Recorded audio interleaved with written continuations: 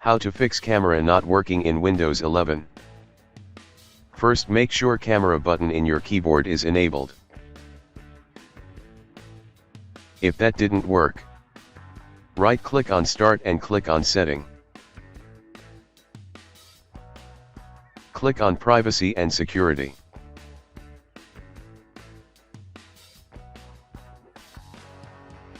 Click on Camera. Make sure your camera access was enabled. If it was disabled, just enable it. The app you are using camera is disabled, just enable it.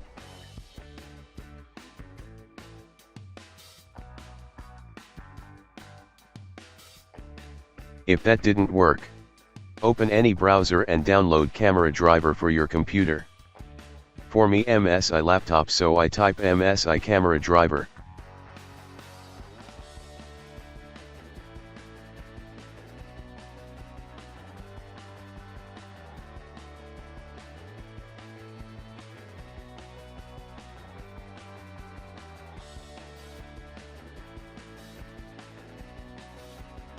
Download and run driver for your computer.